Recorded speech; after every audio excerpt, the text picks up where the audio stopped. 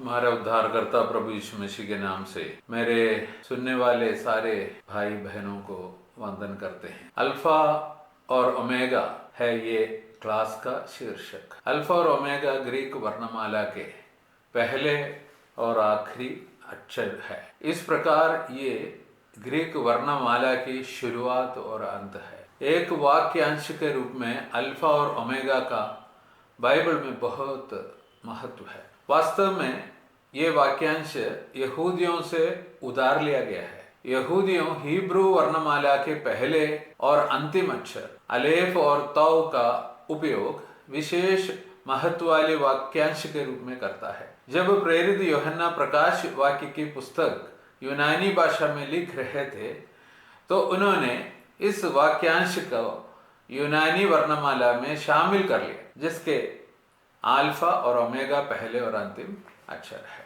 यहाँ इस्तेमाल की गई भाषा वो है जो उस प्राणी में अनंत काल को सही ढंग से दर्शाती है जिस पर इसे लागू किया जाता है, और इसका इस्तेमाल सच्चे ईश्वर के अलावा किसी और के संदर्भ में नहीं किया जा सकता है। इसका मतलब है कि वो सभी चीज़ों की शुरुआत और अंत है, कि वो शुरुआत में था और अंत में भी रहेगा, और इस प्रकार ये कहना बराबर है कि वो हमेशा से अस्तित्व में रहा है और वो हमेशा अस्तित्व में रहेगा। बाइबल में अल्फा और ओमेगा इसे परमेश्वर पर लागू किया गया है। उसका उदाहरण हम अभी देखेंगे। यशायाह नबी के किताब 41:4 में हम पढ़ते हैं, किसने ये काम किया है, आदि से पीढ़ियों को बुलाया है। मैं यहोवा जो सबसे पहला हूँ और आखिरी के साथ मैं वही हूँ। इस आयत के पहले भाग में परमेश्वर द्वारा एक प्रश्न पूछा गया है, किसने ये काम किया। हम पूछ सकते हैं कि परमेश्वर ने क्या काम किया है। उत्तर है कि वो आदि से पीढ़ियों को बुलाया है। इसका अर्थ है कि वो सृष्टि के आरंभ से पीढ़ियों को बनाने का कार्य किया है। फिर परमेश्वर उत्तर देता है, मैं यहोवा सबसे पहला हूं और आखिरी के साथ मैं वही हूं। उत्तर का अर्थ यह है कि जिसने शुरू से पीढ़ियों का निर्माण किया वो परमेश्वर यहोवा है, और दूसरा यहोवा पहला है और अंतिम के साथ वो वही है। अंतिम के साथ मैं वही हूं, इसका मतलब है कि जब अंतिम व्यक्ति आएगा तब मैं अर्थात ईश्वर भी अपरिवर्तित रूप से मौजूद रहेगा। पीढ़ियां शुरू होती है और समाप्त भी होती है, लेकिन परमेश्वर हमेशा की तरह ही रहेगा, हमेशा जीवित, अपरिवर्तित। इसलिए परमेश्वर पहला और अंतिम अर्थात अल्फा और ओमेगा है। इसलिए अल्फा और ओमेगा वाक्यांश का अर्थ सृजनहार परमेश्वर यहोवा है। अब आइए यशायाह नबी की किताब 44:6 पढ़े। यहोवा अर्थात जो इस्राएल का राजा है, सेनाओं का यहोवा जो उसका छुड़ाने वाला है, वो यूं कहता है, मैं ही प्रथम हूं और मैं ही अंतिम हूं, मेरे अलावा कोई परमेश्वर नहीं है। इस आयत में परमेश्वर यहोवा बताता है कि पहले वो इस्राएल का राजा है, दूसरी वो इस्राएल का छुड़ाने वाला है, तीसरी वो सेनाओं का यहोवा है, और चौथी वो प्रथम और अंतिम है, और पांचवा वही एकमात्र परमेश्वर है। तो पहला और अंतिम कौन है? पहला और अंतिम परमेश्वर यहोवा है, या अल्फा और ओमेगा परमेश्वर यहोवा है जो इस्राएल का राजा है, और वो इस्राएल का छुड़ाने वाला सेनाओं का यहोवा है। अब आइए यशायाह नबी की किताब 48:12 पढ़े। हे याकूब, है इस्राएल, हे मेरे बुलाए हुए, मेरी सुनो। मैं ही हूँ, मैं ही प्रथम हूँ, मैं ही अंतिम भी हूँ। यह हमारे परमेश्वर यहोवा का दावा है कि एक वह वही है जो मैं हूँ। इस वाक्यांश का अर्थ है कि परमेश्वर वो अपरिवर्तनीय है, और दूसरी पॉइंट वो प्रथम है और वो अंतिम है। इस वाक्यांश का अर्थ है कि वो अल्फा और ओमेगा है। प्रकाशित वाक्य 1:8 में हम पढ़ते हैं, मैं अल्फा और ओमेगा हूँ, शुरुआत और अंत। प्रभु कहते हैं, जो है और जो था और जो आने वाला है, सर्वशक्ति। अब यशायाह के 3 संदर्भों के प्रकाश में यह बहुत स्पष्ट है कि जो बोलता है मैं अल्फा और ओमेगा हूं, शुरुआत और अंत, वह यहोवा है। वाक्यांश प्रभु कहते हैं का अर्थ है यहोवा कहते हैं। अब अगर हम केवल प्रकाशित वाक्य 1 और उसके 8 से समझने की कोशिश करें कि ये कौन है जो दावा करता है मैं अल्फा और ओमेगा हूं, शुरुआत और अंत, इसका उत्तर यह है। पहला पॉइंट, वह जो है, जो था और जो आने वाला है। परमेश्वर वर्तमान में मौजूद है, अतीत में मौजूद था और भविष्य में भी मौजूद रहेगा। इसका मतलब है कि वो हमेशा जीवित रहने वाला परमेश्वर है। और दूसरी पॉइंट, वो सर्वशक्तिमान है। सर्वशक्तिमान कौन है? यह परमेश्वर यहोवा है। इसलिए मैं अल्फा और ओमेगा हूं और शुरुआत और अंत शब्द सीधे हमें बताते हैं कि वो सर्वशक्तिमान परमेश्वर यहोवा के शब्द है, जो है और जो था और जो आने वाला है। अब सर्वशक्तिमान कौन है? आइए एक बार फिर से इन पर नजर डालें। उत्पत्ति 17 के 1 में परमेश्वर ने अब्राहम से कहा, मैं सर्वशक्तिमान परमेश्वर हूं, मेरे सामने चलो और निर्दोष रहो। तो सर्वशक्तिमान कौन है? वो अब्राहम का परमेश्वर है। इसलिए इस दावे का क्या अर्थ है? मैं अल्फा और ओमेगा हूं। इसका मतलब है कि जो व्यक्ति ये दावा करता है वो अल्फा और ओमेगा है, वो सर्वशक्तिमान परमेश्वर है, जो अब्राहम का परमेश्वर भी। आइए हम इस बात पर भी विचार करें कि परमेश्वर ने निर्गमन की किताब अध्याय 6 और उसके 3 में मूसा से क्या कहा था। और मैं सर्वशक्तिमान ईश्वर के रूप में अब्राहम, इसहाक और याकूब को दर्शन दिया, परंतु यहोवा नाम से वे मुझे नहीं जानते थे। तो सर्वशक्तिमान कौन है? वह ईश्वर है जो न केवल अब्राहम को बल्कि इसहाक और याकूब को भी दिखाई दिया। वह अब्राहम, इसहाक और याकूब का ईश्वर है, जो पितरों का ईश्वर है। सर्वशक्तिमान ईश्वर का नाम क्या है? जैसा कि मूसा को बताया गया है, सर्वशक्तिमान ईश्वर का नाम यहोवा है।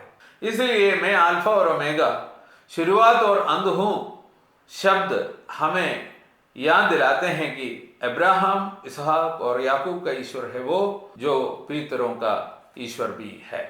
आइए प्रकाशित वाक्य 21 और उसका 6 को भी पढ़े। और उसने मुझसे कहा, यह हो गया, मैं अल्फा और ओमेगा, आदि और अंत हूं।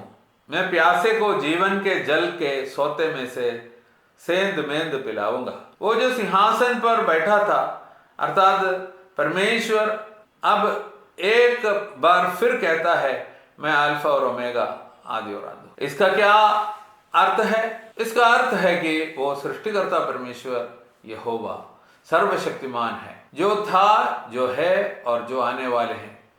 यह भी कहा गया है कि वो जीवन जल को सेंध मेंध देने वाला है। बाइबल में इसे अल्फा और ओमेगा इस शब्दों को, वाक्यांश को यीशु मसीह पर भी लागू किया गया है। तो इसमें से कुछ महत्वपूर्ण सच्चाइयों को हम समझ सकते हैं। हम पहला रेफरेंस लेते हैं प्रकाशित वाक्य 1 और उसका 11। उसमें हम पढ़ते हैं, मैं अल्फा और ओमेगा, प्रथम और अंतिम हूं, और जो कुछ तुम देखते हो उसे एक पुस्तक में लिखो और उसे एशिया में स्थित 7 कलीसियाओं को भेजो, इफिसुस, स्मुरना, पेरगमुन, थुयातीरा, सरदीस, फिलाडेल्फिया और लवोदिकिया। यहाँ ये जो बातों को कौन कहता है? वक्ता कौन था? वक्ता मनुष्य का पुत्र अर्थात यीशु मसीह था। तो यीशु मसीह कौन है? इस वचन के अनुसार वो अल्फा और ओमेगा है, प्रथम और अंतिम है। इसका मतलब है कि वो सर्वशक्तिमान परमेश्वर यहोवा है, सदा जीवित परमेश्वर है। इस प्रकार परमेश्वर यहोवा की दी गई सभी उपाधियां अब यीशु मसीह की भी हो गई है। दूसरी रेफरेंस प्रकाशित वाक्य 1 और उसका 17 और 18। उसमें हम पढ़ते हैं, और जब मैंने उसे देखा तो मैं उसके पैरों पर मरा हुआ सा गिर पड़ा, लेकिन उसने अपना दाहिना हाथ मेरे ऊपर रखते हुए मुझसे कहा, मत डर, मैं प्रथम और अंतिम हूं। मैं वही हूं जो जीवित हूं और मर गया था, और देखो मैं युगानुयुग जीवित हूं। आमीन। और मेरे पास अधोलोक और मृत्यु की कुंजियां हैं। यूहन्ना किसके पैरों पर गिरा था? वो प्रभु यीशु के पैरों पर गिरा था। इस प्रकार एक बार फिर यीशु दावा करते हैं, मैं प्रथम और अंतिम हूं, अर्थात अल्फा और ओमेगा हूं। वो सदा जीवित रहने वाला परमेश्वर है। यही कारण है कि वो आगे कहता है, मैं वही हूं जो जीवित हूं और मर गया था, और देखो मैं युगान युग जीवित हूं। आमीन। मैं वही हूं जो जीवित हूं, इसका मतलब है कि वो सदा जीवित रहने वाला परमेश्वर है। साथ ही उसने कहा, मेरे पास अधोलोक और मृत्यु की कुंजियां हैं। अरे, प्रभु यीशु के अलावा कोई दूसरे व्यक्ति है नहीं है जिसके पास हम अधोलोक और मृत्यु की कैद में से मुक्त होने के लिए जा सकें।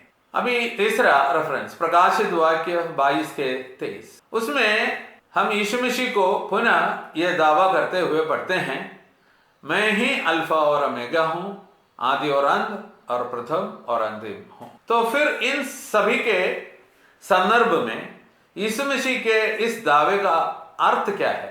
दावा क्या है? मैं ही अल्फा और ओमेगा और आरंभ और अंत हूं, प्रथम और अंतिम हूं। हम सबसे पहले यशायाह नबी के किताब 41:4 के रोशनी पर उसको देखते हैं।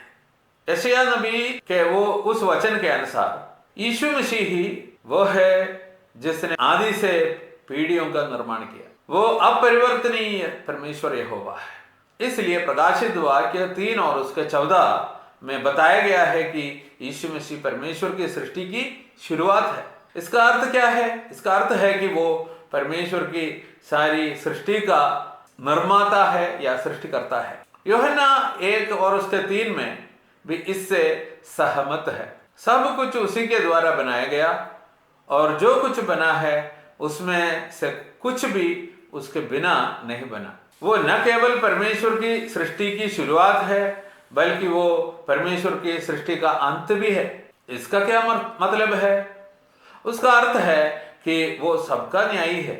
वो जगत के अंत में कहेगा, हे शापित लोगों, मेरे पास से चले जाओ, उस अनंत आग में जाओ जो शैतान और उसके दूतों के लिए तैयार की गई है। कहाँ लिखा है? मत्ती रचित सुसमाचार 25:41।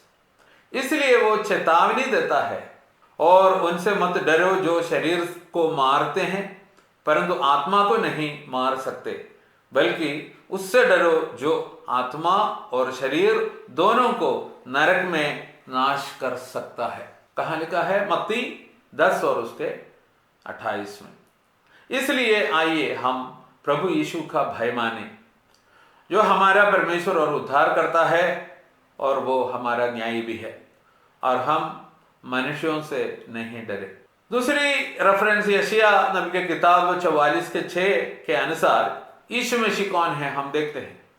यीशु मसीह इस्राएल का राजा है। इस चीज को समझते हुए नथानएल ने कहा, हे रब्बी, तू परमेश्वर का पुत्र है, तू इस्राएल का राजा है। यूहन्ना रचित सुसमाचार 1 और उसके 49। और उस वचन के अनुसार हम ये भी समझ सकते हैं, यीशु मसीह इस्राएल का उद्धारक है, उद्धार करता है।